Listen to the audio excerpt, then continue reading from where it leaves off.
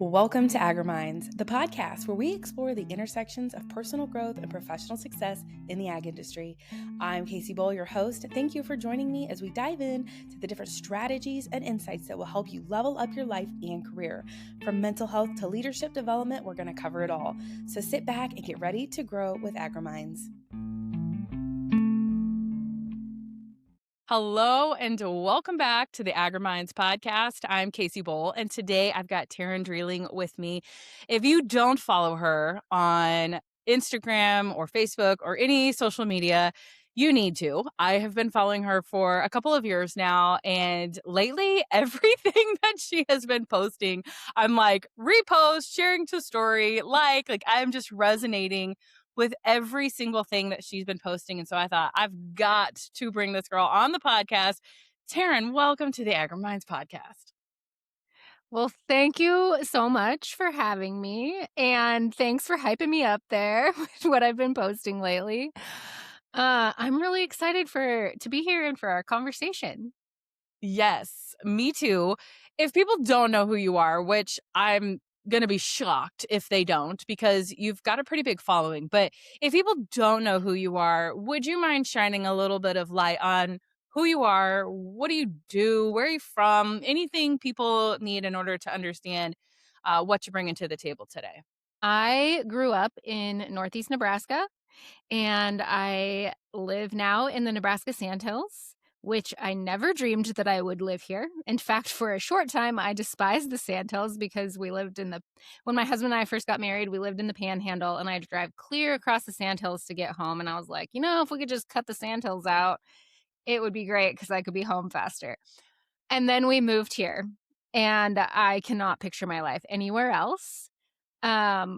I always thought I was going to be a veterinarian, but then in college physics happened, and so I changed my major to animal science with an emphasis in feed yard management.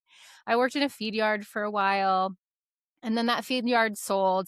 I stayed on with the new owner for a little while, and then I ended up resigning my post and coming to the ranch where my husband and I live in, and now both of us work. And that was ranching and feedlot is cattle. So you think maybe not that big of a transition, but it's a huge transition. Feed yard to ranching is so much different. And so I had a huge learning curve there. And while in those first few years on the ranch, I was out moving cows by myself, and it was 2016, so it was a hotly contested election year, which all of them are, I'm sure, but it was the first one where social media was this giant that it is today, or even close to being the giant that it is today. And there was just a lot of division and contention and arguing in the online space, and I was struggling with it. So when I was out moving these cows this August morning, it was absolutely a gorgeous morning. But I got the first few pairs started through the gate into the fresh pasture, and then I just sat on the hill and watched as the rest of the cows picked up their calves and moved on into the fresh pasture. And I was thinking, if this concept of good movement works for cattle, because my husband and I are big proponents of low stress animal handling and good stockmanship, and good movement is one of the principles of good stockmanship. And what good movement is essentially being able to be aware of yourself, be aware of what your cattle are telling you, and asking them to move out in an efficient, low stress, safe manner. And that good movement draws the rest of the herd in. And I was thinking, if we can do this with cattle who are not even our same species and don't speak English, could this principle of good movement work in our human to human interactions too? And ultimately, I decided that yes, it could work, and it was also probably pretty necessary.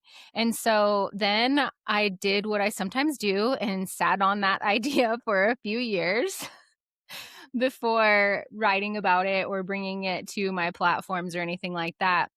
And but since then, since 2018, I've just been working more towards good movement in my own life, and now bringing it to the larger agriculture community.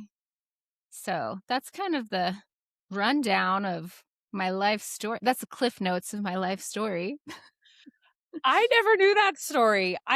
My brain went, "Whoa," like, that makes so much sense, and honestly, I thought you were gonna go with, like, um like the flock, right? One goes this way and then everybody follows. I thought that's where you were gonna go with that, like with politics. And then you really just like took me through a pivot there of like, actually, it's necessary to keep moving. It's necessary to rotate. And yeah, I don't come from a ranching background. So I grew up with row crops. We've got corn and soybeans. And I don't have the animal background. My husband has livestock background, but I don't. And so when I hear analogies for agriculture and then they're like, okay, well, here's how you can use an animal. I'm like, oh, that's awesome because like there's only so many analogies you can use corn for. So I thought that was really good. I loved that a lot. Um, Tell me more about the good movement thing. Is that that's the name of your podcast too, right? Yes. Yep. Good movement draws good movement. Okay, and talk to me about, like, some of the themes that you talk about on your podcast. Okay, yes. I love this question. So, good movement when whether we're talking about communicating with our cattle or other animals or humans, good movement always starts with us. So, with self-awareness, awareness of our energy, awareness of our patterns, awareness of the way we talk and behave and move through the world. That's the first step. The second piece is social awareness. So when it comes to cattle, it's like, what are your animals telling you through their behavior? You know, is that cow's head up and her eyes wide telling you that there's too much pressure, or is she got her head down grazing kind of along and she's calm and cool and collected? And then the third piece that comes in after you have some self-awareness and social awareness is communication. So once you're aware of yourself and what the animal or other human is telling you, then you can use that information to communicate with them effectively and not it saves you and the person that you're talking to or the animal that you're working with a lot of stress if you can be self-aware, socially aware, and then use that to communicate. And so good movement starts with us, and by default, good movement draws good movement. And so if we're practicing good movement within ourselves, it's going to rub off on the people around us. So the podcast is really talking about ways to become more self-aware, socially aware, some communication, but we really dig deep into the self-awareness piece because it starts with us. So we talk about things like actually feeling your feelings and what that means and how to do that, and processing emotions. And the podcast that came out this week is about talking kindly to ourselves so that our nervous systems can feel safe. And when our nervous system feels safe and regulated, that equates to safer, calmer conversation, behavior, everything all around. So that's kind of what we talk about on the podcast. If you don't know this about me, you will know now. This is so exciting for me. Like, these topics I could talk about all day long. I mean, it's every single episode's the entire core of what I do for a living and my coaching and everything. I know how I got started into this, but how did you get started into this? Because when I first started thinking about self-awareness and nervous system regulation, it was all based out of my own necessity. I had to learn about this stuff. Otherwise, like, I wasn't going to make it. Like, I was living in fight or flight survival mode and I had to do something about it. Mhm. How did you end up here? And how do you know all this stuff? Like, did you go to a secondary school after, like, cuz weren't you just talking about being in like veterinary sciences or something? Like, how do you Yeah. know all this stuff? How did you gain this wisdom? How did you get started with these types of conversations? Where did it come from? It also came like you, it came from necessity. Are you familiar with the Enneagram? Yes. Enneagram 4 wing 3 over here. Okay, so I'm a 9.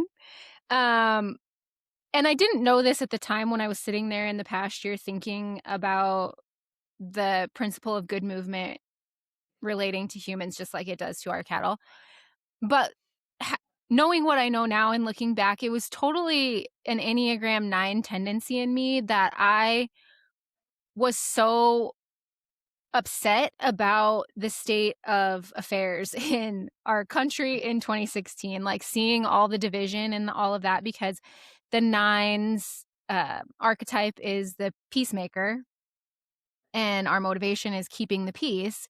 And nines have the ability, actually, it's not just the ability. I say we can't not see lots of shades of gray. Like, even if a nine knows where they stand on one topic or another, they can see lots of shades of gray. And so all of that, I think, influenced the way I was feeling in 2016 when I was sitting in the pasture ruminating on good movement. Mm. And again, it's part of my Enneagram 9ness to set that down for a few years before fleshing the idea out more and sharing it with my platforms and stuff. But what really was the tipping point for me was 2020. And not because my day-to-day life changed all that much in the ways that we think of our lives changing in 2020. What happened in 2020 is we were shorthanded here on our unit of the ranch. The way the ranch is set up, it's set up in units, and each unit has a few different camps. Each camp is essentially its own ranch and has a herdsman and family that work there. Well, our unit, my husband is the manager of our unit, and we were shorthanded. There was one family that wasn't, like, they were gone. We had one open camp. And so it was my husband and I and a day worker taking care of 2 full herds of cows during calving season, during the summer, the spring works, the preconditioning, the weaning, all the things. And that was a lot. It was a lot. Like, I look at pictures of myself from back then and I'm like, "Oh, girl." Well, on one hand, I'm like, "You needed to eat more." And the second thing I think is, gosh, thank you, body, for getting me through that, because I didn't even know how bad a shape I was in until we placed another herdsman at that camp. And I'd worked with the family a day or two and realized that they were going to be good. And then all the stuff just hit. Like, my chest was tight, my stomach hurt. I could not, like, I functioned in a functional freeze for like heavily during that time that we were shorthanded. And once the safety returned, I felt the effects of functioning like that for so long. And that's really when I started to dive into intentional breathing and learning more about the Enneagram, not just for myself, but for others. And I ended up learning so much about the Enneagram that I taught the Enneagram for a while. But at that point, I taught the Enneagram from 2021 through the first quarter of 2023. So a little over 2 years. I would do workshops and meet via Zoom and all the things and teach Enneagram for self and social awareness. But at that point, I was still really just intellectualizing a lot of the feelings and emotions that I was having and not really truly feeling them and processing and letting the emotion move through me. I was still pretty much shoving it all down, and I could think my way through things, but the feeling was missing. And then in May of 2023, my dad died suddenly and unexpectedly. And at that point, I knew that if I did not seek out help to help me process the grief, that kind of grief, that I would not be able to continue. I would not be able to continue. And so I got help, and I am forever grateful for Jada, the gal that I saw, but she taught me how to feel again. And we dug into not only the grief of my dad's passing, but also stuff that I'd been literally carrying around my whole life. I say now, for most of my life, I walked around comfortably numb, and you can only do that for so long. Yeah.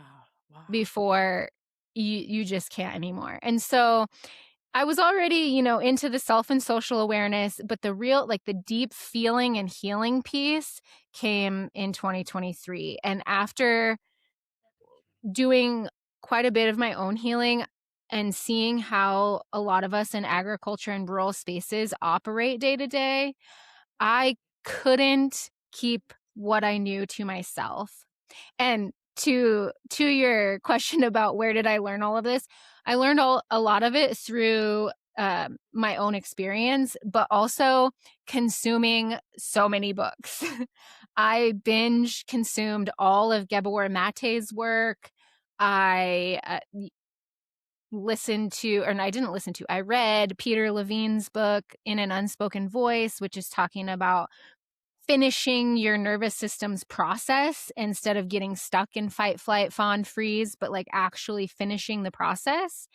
So just a lot of reading and consuming on my own. I did look into getting a master's in mental health and therapy, but it was going to be a 2-year program. There's no placement test and it costs money. And I was like, you know what? I think I can help people still in this way without the degree, with the information that I have. I've had a few therapists on my podcast that we've had conversations with, and I'm always like, can I put you down as someone to refer people to if it's out of my wheelhouse? So I like have a collection of therapists, but I help people through my one-on-one guidance, and I have a group program, and so that's how I got here in a I nutshell, love I that. guess. I mean, I don't love it because it sounds painful, but love it because you learned so much through that. And like we always talk about, life is going to keep on lifing whether you're ready for it or not. Yeah. And you can't change hardly any of it. But what you can do, right? What you can control is how you react to it. One question. When your dad passed away and you were talking about working with, I think you said Jaden, Mhm, was mhm. she Jada. a counselor or a therapist? What was her role in that? Or just like a friend or what? No, she's like me, doesn't have the degree.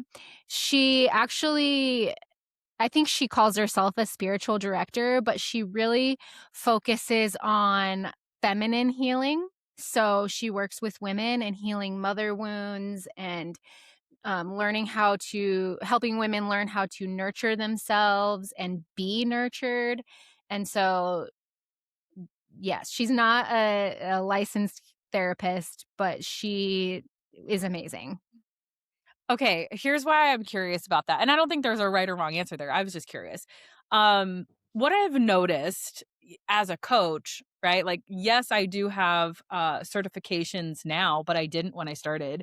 And then it's not required to be a coach. You don't have to have a degree or you don't have to have a certification. There's no regulations in this field if you call yourself that. Um, was it helpful? Yes. But what I have noticed is people, especially farmers and ranchers and ag professionals that I work with, are more inclined to work with somebody who calls them a coach than they do a therapist.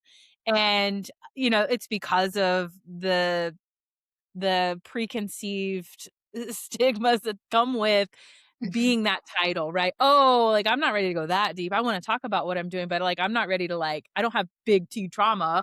It's not that bad. And so, I do notice like people will avoid a counselor or a therapist, but they're fine working with a coach or they're fine with working with someone who like has a specific background rather than this one. And it's just something I've noticed. I don't know if there's a right or wrong or even what my point to that is, other than I've just noticed it. Um, but I did have a therapist on here a couple of weeks ago, Colleen, and she did a really good job of just kind of like laying out this is what we do, here's how we do it, here's how to get access to it, Mhm, here's how this can be helpful. And I feel like there's still such a roadblock to getting in with a therapist. Um, Location, mhm. insurance, all these different obstacles, the barrier to entry is huge. But connecting with someone who can just be a safe place to talk about it is a Mhm. good first step. And if it helps you, that's amazing. But I guess I'm just always curious, like, how did you find help? Was it somebody you knew online? Was it somebody you knew in person? Like, how did you get to the point of going from I recognize I need help to I'm much better now? What'd that look like? I I had been following Jada on social media for a while, and I had done one of her programs called Menstrual Mystics, which was teaching women about their cycle in a way that I was never taught, and it was like, "Oh my gosh," you know, this is maybe the men followers won't or listeners won't Yeah. appreciate this that much, but the women will. But, we're always taught, like, it's such a drag, our cycle is such a drag, and she taught, like, "No, it's not a drag, it's actually this beautiful thing, and if you understand it and you work with it you can be unstoppable."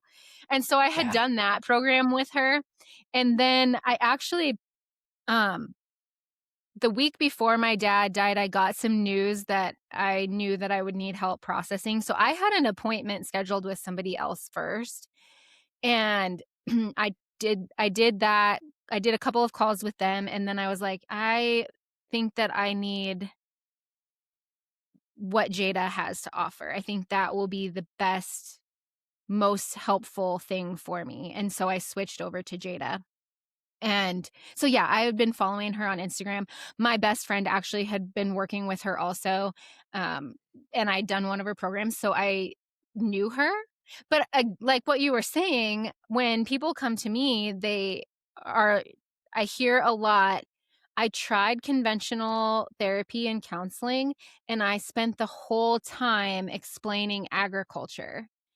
Yes. And so that it's hard to find somebody who understands agriculture and is a licensed counselor. Uh-huh. There are a lot out there, but there's a lot of a lot of rural people who need help, and so maybe it's, you know, they're stretched thin or you don't even know where to go to look for somebody who understands agriculture. Yeah. Oh, I totally agree. Like we talked about, like they exist, like the ag informed counselors or therapists, they exist, but I feel like they can't serve everybody. And Mhm. it may not be a good fit for everybody, right? Like it took me like 3 or 4 counselors to get what I thought I needed, and even then I was like, "You still didn't help me in any way," and I ended up hiring a coach. That's how I got into coaching, is I had a coach, and I'm like, "I think I can help people." I just didn't know that this was an outlet of a way to do it. I didn't know there was a name Mhm. for this kind of thing, and so I was always just curious of, like, how you got to that, but I think the whole point is the fact that you acknowledged the warning signs, what your body was telling you, what your mind was telling you, and like maybe you didn't quite know what to do with the light on the dash, right? Like I am Mhm. going back and forth with the mechanic over the last week, and my check engine light will come on and then it'll go off and it'll come on. And I'm like, there's nothing like happening. Like nothing's wrong with the car. It's just the light's coming on. And so I go in there and I'm like, what is going on? And a sensor is out. And so it's like back and forth of like working versus not working because it's going bad. And so it's like, but what do I do with this information? Do I go and I fix it or do I just keep driving it until it starts Mhm. running funky? And it's like, what do I do with this check Mhm. engine light? What do I do with this information? And you can be like me and you can just keep driving around and hope to God you don't get stranded somewhere. Or you can take it in, they can clear the code, they can fix the part, right? And I think that you paid attention to the check engine light and you were proactive about it, not waiting for you to get stranded somewhere, and you did something about it, regardless of whether it was a counselor or a therapist, or if it was just somebody else that had some tools and resources for you in this particular season of life, of this particular scenario. And I think that's the point that I just want to like emphasize of like, if you're listening to this and you've had something go on, or like you're anticipating something going on, it doesn't matter really. It does matter who, but it's just the point of like starting, like just raise the hand, just have the Mhm. first conversation. And then I think the rest will come to you, right? You'll get the clarity of what you'll need next. But I think that's the first and the hardest part is just saying, I may need to have a conversation with somebody about this and go from there. So you recognized what was going on, you had the conversation, they helped you through the season, and now you're taking this and you're helping other people about it.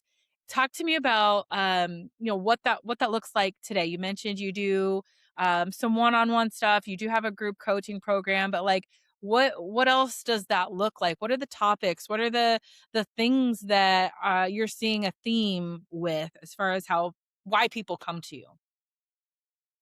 Uh, yeah, so I do one-on-one, and that is for any rural person.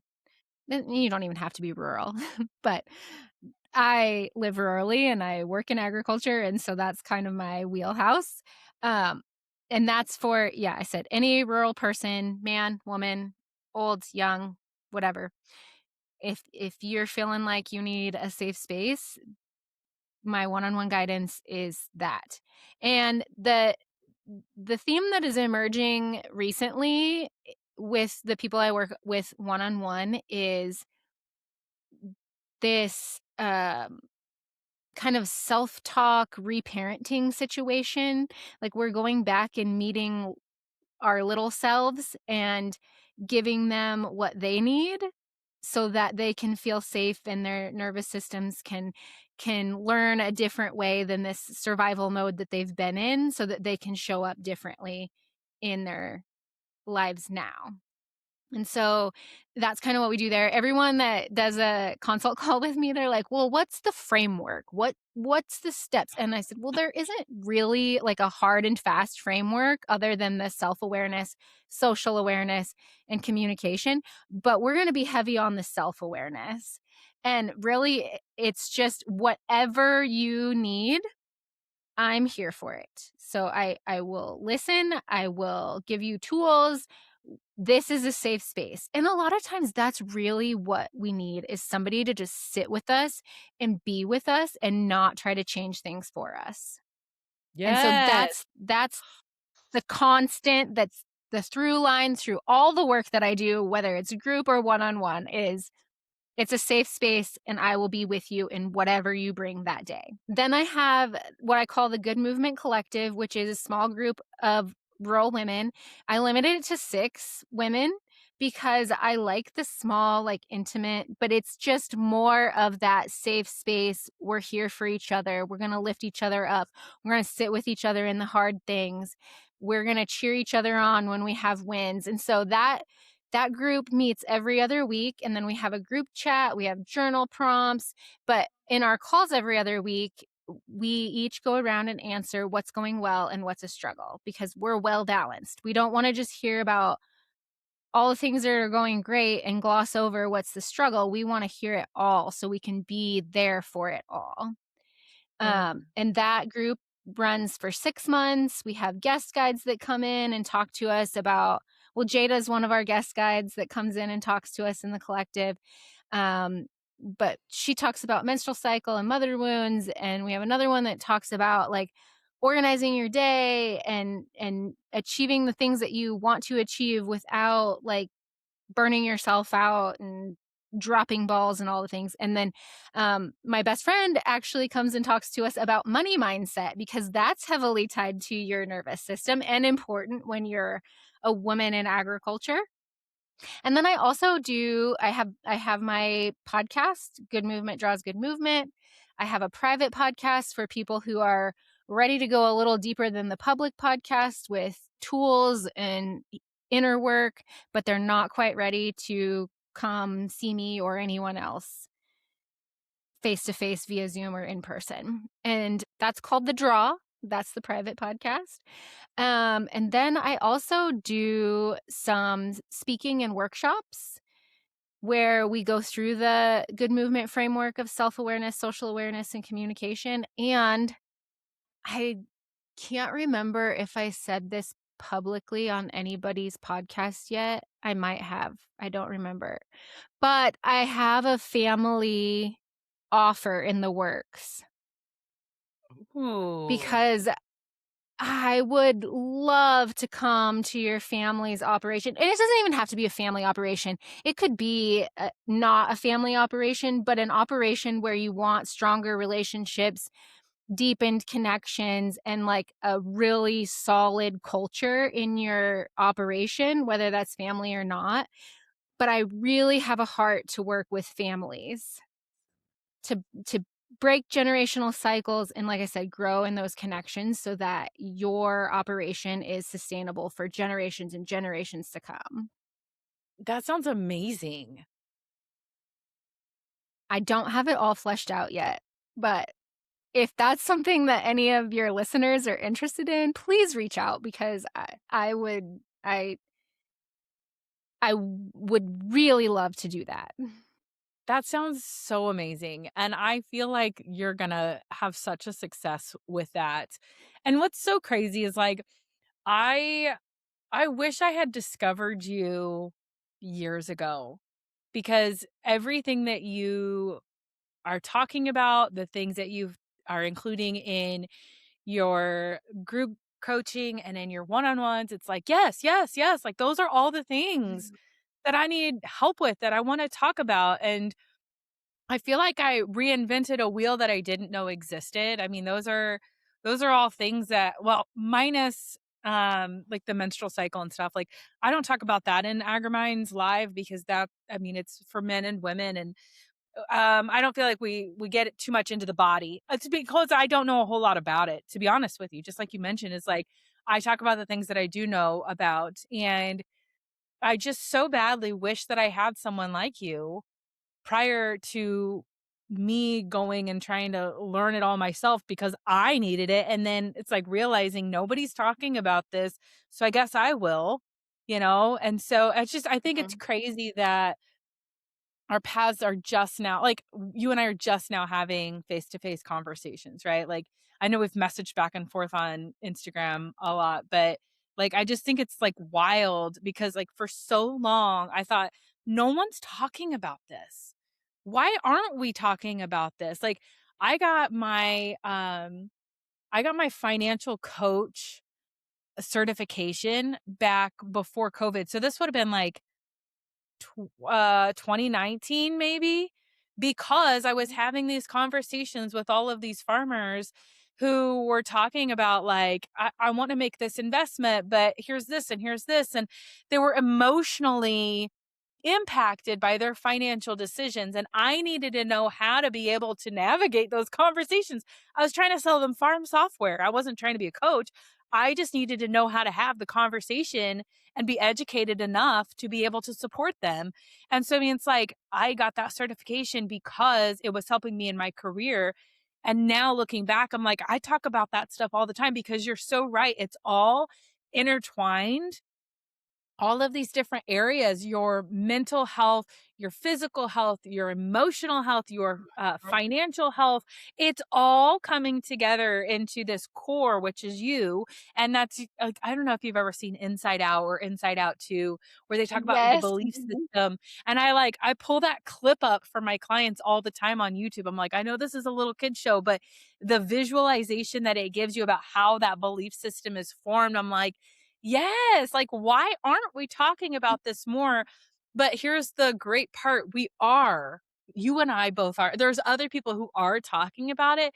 We're just Mhm. not getting in front of enough people. And so whatever I can do to lift you up and get you in front of those people, because I feel like the counselor situation, right? Like, there are people out there who have those certifications who are ag informed, but there's way more people out there than any one of us could serve. And we need more people having these types of conversations. We need more people who aren't afraid to say, shit, that sucked. And I don't know what to do about it. We need more people who aren't afraid to say, I am a mess right now. I'm not to the point where, like, I'm thinking about ending my life, but I am saying this is really hard and it's impacting relationship with my kids. It's impacting how I'm showing up for my clients. It's impacting my social life. Like, it's impacting my spending habits. Like, retail therapy is something that I abused for a while. Like, same with food, right? We stressed out, you're binge eating all this crappy food. And so it's just this ripple effect in all of these areas. And I think it's so important to have people talking about it, whether you're just, another person in somebody's life, or whether you're coming to them in a coaching aspect or a workshop or whatever. I could just think just having the conversation is the best starting point. And so I just want to commend you for having those hard conversations, for exploring it and learning on your own and not gatekeeping that information. I mean, you're sharing it with other people. And I remember it was like last month I had a mentee over. She's a young lady in her early 20s that I've been mentoring for a long, long time. And she was talking about like, "Oh, I'm just not in the mood and I'm irritated about this." And I was like, "When are you starting?" And she's like, "What do you mean?" I said, "When do you start? Like, when are you going to have your period?" And she's like, "I don't know. Why?" And I was like, "How do you not know? First of all, like, you need to know." Like, you need to know. It's important for you to know for several reasons, because it does, as women, it impacts a lot of things, whether you realize it or not. Even if you've been like, my mom or one of my other clients who had a hysterectomy and they are not even having a period anymore, the hormones are still impacting you. And even if you are a male listening to this, your hormones are still impacting you as a male, even if you don't have a uterus, right? Like, you still have hormones that could be out of balance. And so if you don't understand that about yourself, how do you know how to fix it? And even like I was struggling with some like achiness in my body. And I don't know if I would call it arthritis. It's just inflammation, right? Like, I don't know if I'm old enough to accept the fact that it could be arthritis, but here we are. Um, and it's directly impacted to the things that I eat. And the things that I eat are directly impacted to my hormones and how I'm feeling and my stress levels. Like, it's all impacted. And so it shows up in my self confidence, right? Because if I eat a ton of chocolate, I'm going to have a ton of zits on my face. And so I'm going to feel really unprofessional going to a speaking event with 18 zits on my face. Like, it just affects every single area. And so I think your focus and your like tagline, if you will, of like good movement draws good movement. And it's not just physical movement, it's all the things. And I just, Mhm. man, I'm just loving all the things. I don't know if you can tell, but like, I just love talking about this stuff. Well, thank you. And also right back at you for the commendation on talking about these things and speaking up about them. And to your point about the zits and stuff, uh, I get cold sores and they're triggered by stress, sun, a lot of things. Everything. Last year, I had seen this book. It came up in my Amazon recommendations. It's called Heal Your Body. And it's this teeny tiny little book. And most of it is a table with different illnesses and ailments and aches and pains and what those what thoughts, emotions might be tied to those illnesses, aches and pains, etc. And then also what affirmations you can say to yourself to help with those ailments. Well, Ooh. so I got that book, and then the author of that book, she also that book is called Heal Your Body. It's by Louise Hay. She has another book called Heal Your Life. And so I listened to that book last summer, and it was what some people might consider woo woo, but the more healing and inner work that I do, I just don't think that anything's woo woo anymore. Like, if it Yes. helps, fantastic. And so, but she talks a lot about how we talk to ourselves and the thoughts that we think. Her premise is our thoughts inform our beliefs, and our beliefs inform our reality. So if you constantly think, "Ugh, I hate my cycle because I get irritable and blah, it sucks and blah blah blah," it's gonna suck. Yeah. It's gonna suck because you think that, you believe that, and that's your reality. And she talks about like talking kindly to your body and to yourself and over different situations in your life. And so since reading her work, I started a daily affirmation. And in the book, she talks about saying these different affirmations to yourself hundreds of times a day. Like that's Yeah. how many times you need to say them to believe them. And I don't think I've ever hit the number of times a day that she suggests. But I started telling my body, I love you. You are strong and able. You have the wisdom to keep us safe and healthy. And I hit it hardcore starting this fall during like cold and flu season. And like I mentioned, I get cold sores. They're triggered by different things. I've had 4 cold sores since well, 5 actually, since regularly repeating this affirmation. And every time that I feel the tingle of a cold sore, I say the affirmation over and over again, whisper it to myself, say it in my head, whatever. And then I also say, welcome, cold sore. Welcome to the party. Like, I'm very accepting and welcoming of it.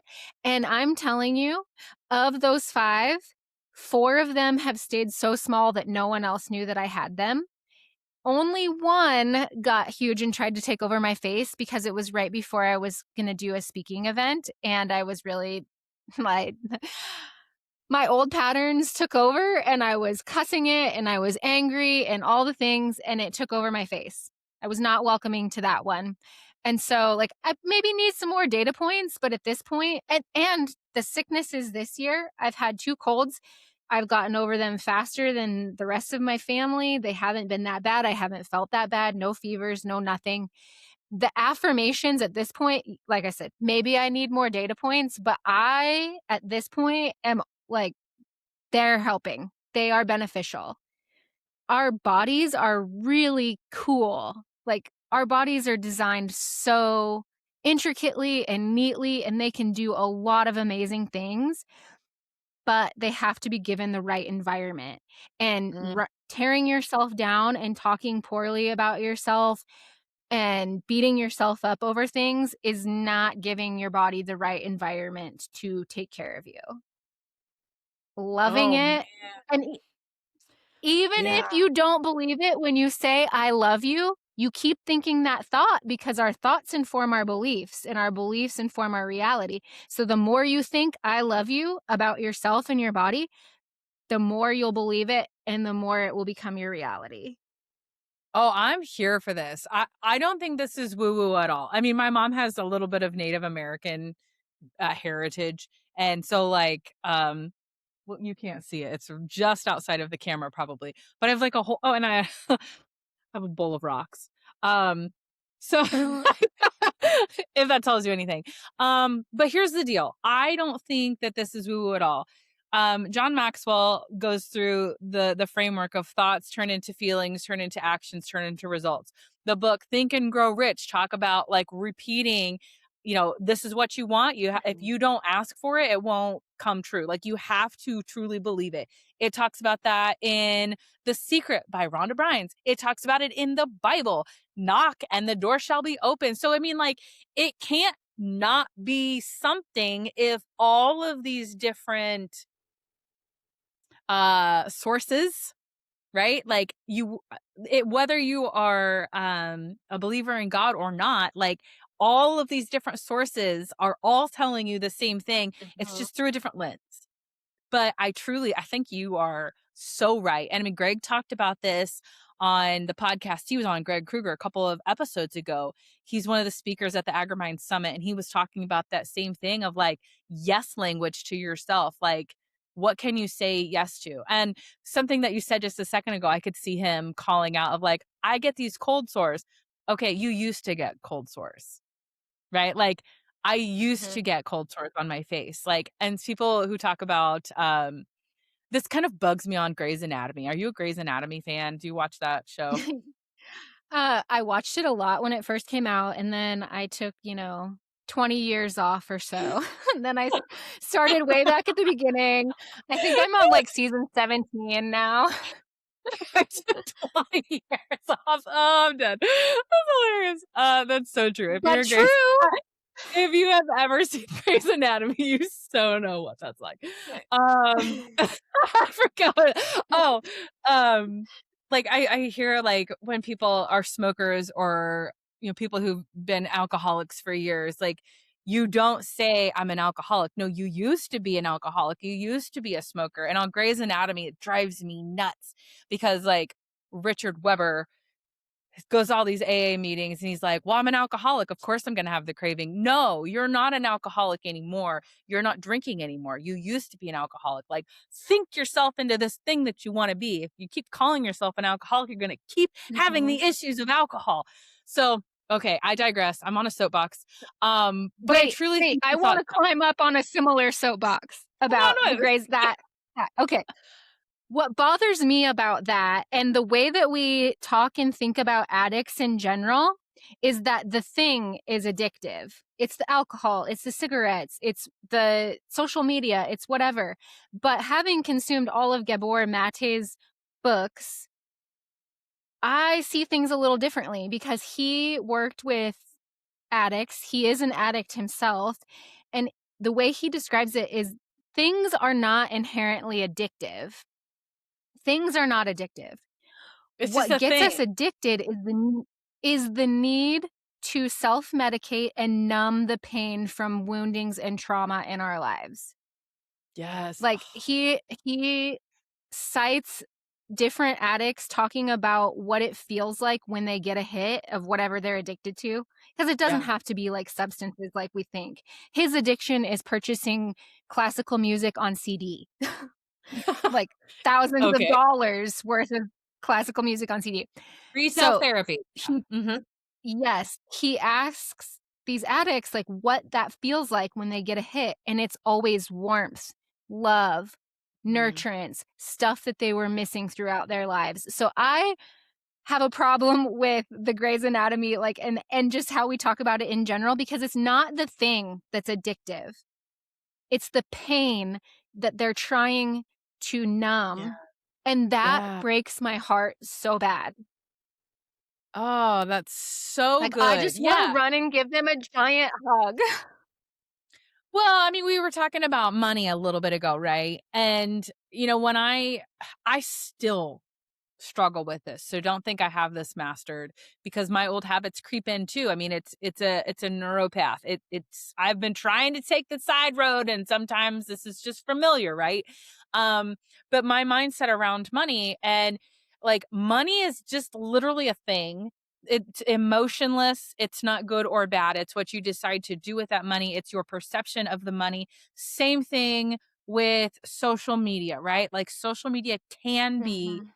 very dangerous. It can be addictive. It can rob you of your relationships with your kids and your time, and it can be distracting. And you could be going down the road looking at Facebook and get in an accident. Like it can have a effect, but ultimately it's your perception of the thing. It's the thing that you're letting it do to you. Mhm. You know what I mean? And so, yeah. Mhm. Oh gosh, that's so good. I have to sit with that one for a second, man. Oh, okay, keep going. I like it. Keep talking. What else you got? Yeah, but I mean, because I thought, similar things that we think about addiction before.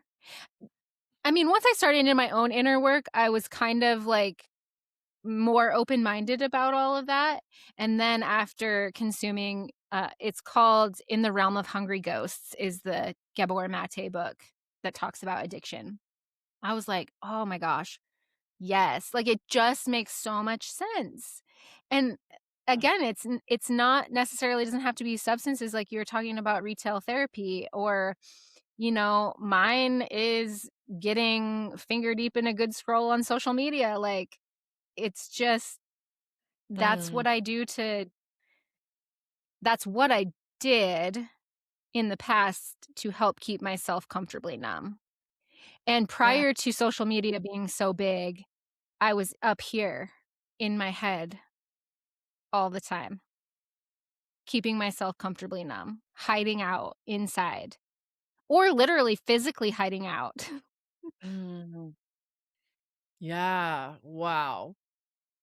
This is so good. I mean, I don't and that's why I always say, like, I don't know always if I have the answer here. Like, I don't always have the answer, but the fact that we're having a conversation about it is the point. And so being an Enneagram 4, the individualist, um, I like to feel unique, and I like to feel like I don't have the same thing, like I'm not copy and paste, but at the same time I crave being liked and I crave being Yeah. included. So I'm like always having this internal tug of war of like, agree with me, but I also like need to have this amazing idea that nobody's ever thought about.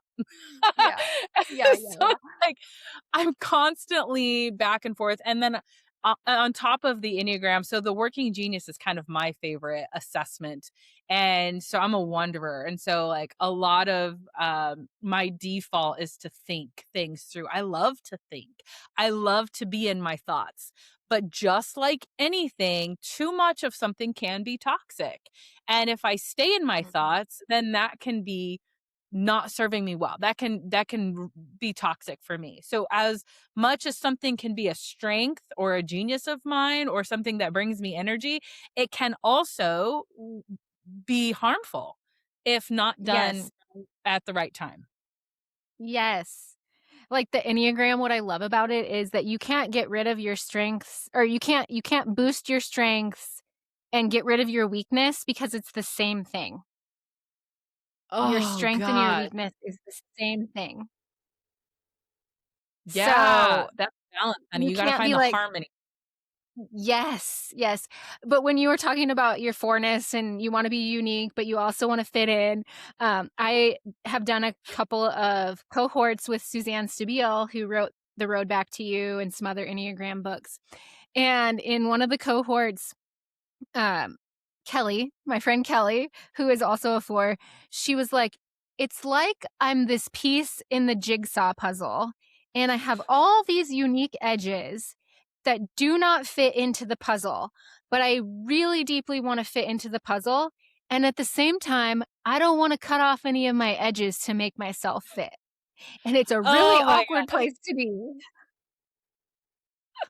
Kelly and I get you. I get you, Kelly, because it's like I don't wanna conform to the puzzle, but I need to be so next to the puzzle. Like it's like I said, it's this internal tug of war with yourself at all times of like, I want that, but I also don't. I want to fit in, but I Mhm. also want to stand out. I want to be liked, but I also don't want to be like anything. It's just like Yeah. constantly struggling, but I know that about myself, and that's where that awareness that you were talking about is so important because I didn't understand why I was feeling this way. I didn't have a language to it to not only be able to talk to myself about it, but to those around me, whether it was an employer or my husband or whatever. Like, I get why I am the way that I am now. Maybe I can't change anything about it. I can't do anything about it. But what I can do is take that information and utilize it to help me understand and process things I've gone through and what I'm getting ready to go through and know like, okay, I've got to give myself a little bit of grace. And sometimes, like, and I use this analogy a lot too. I heard this on a podcast like years ago. I have no idea which one. I think it was about talking on stage. It was like a keynote prep podcast, and they were talking about like using your confidence dial, like getting ready to go on the stage, like turn your confidence dial up, like metaphorically doing it. And I use that for working genius. It's like sometimes I just need to like tone down my wonder and like tone down the questioning and just like accept what it is for now, or like crank up this part, right? Like you can do that.